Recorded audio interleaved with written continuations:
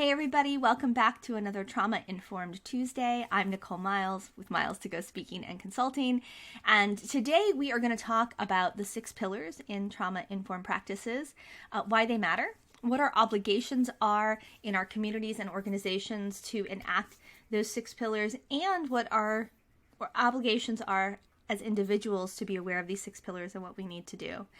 If we have time, we're also going to speak for a minute about psychological safety, because that has been in the news a whole lot lately with this massive layoff of Google, who really kind of brought into the mainstream corporate space this idea of psychological safety. So we'll talk a little bit about how trauma-informed practices and psychological safety go together. Trauma-informed practices have 6 pillars. They are safety, trust and transparency, peer support, collaboration, empowerment, and what we're now calling humility or responsiveness, which is the umbrella where our gender, sexual identity, and sexual orientation, racial and cultural biases have really been put into. So these are the experiences we would have had that would have for marginalized groups coming in.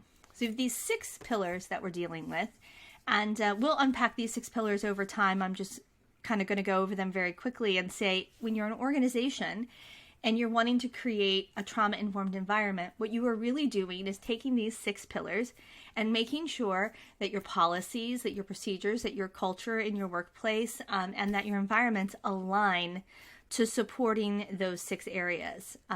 It doesn't have anything about trauma in it. What we're doing when we do this is saying we understand, as a function of the human experience, that individuals are likely carrying trauma. And we want to avoid re-traumatizing them by having them walk into spaces that aren't safe, that don't have trust, that don't allow for peer support or collaboration or empowerment, and that exploit those historic marginalizations and biases.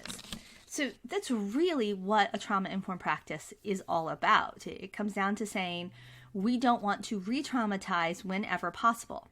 Why does that matter? Why does it matter if you're traumatized or not? Well, because you don't produce, right? From a worker standpoint, there's greater value that we will talk about as individuals for avoiding re-traumatization. But traumatized workers, people who are experiencing unsafe environments, who have low trust, who can't collaborate, they're just not productive, right? You're just not doing the kind of work at the level that you could do. So there's a clear benefit for an employer, for an organization, for a community to get behind the idea of making sure that our schools, our workplaces, our communities, and even our homes have these trauma-informed practices in them. That's your obligation when you're an organization. When you're an individual within an organization, you also have some responsibility around trauma-informed practices. And that's really about your own self-awareness. You need to know what you're carrying forward, and you need to know what bothers you and why, and what that history is, especially from a trauma perspective. And your job then is to advocate for what you need. If you are in a position where you can't advocate or it isn't safe to do that, then you're probably in the wrong position, and that's another conversation. But from an individual standpoint, you are also trying to avoid re-traumatizing yourself whenever possible. I use a quick example that is a physical example, but has a little bit to do with trauma as well. I am highly claustrophobic to a degree that's stunning for a lot of people. I can't get on an airplane if I'm on the window seat.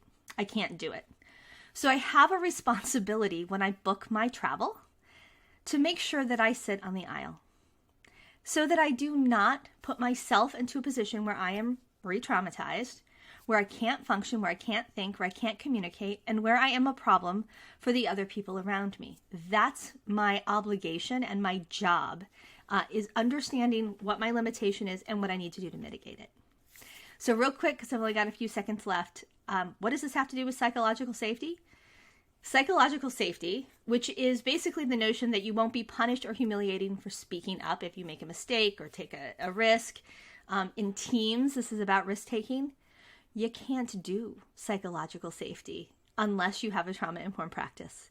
That's basically what it comes down to. Psychological safety is the result of great trauma-informed care. So that's what I'm wishing for you, for all of you in all of your settings, psychological safety, so that we can grow and learn together. Thanks for stopping by.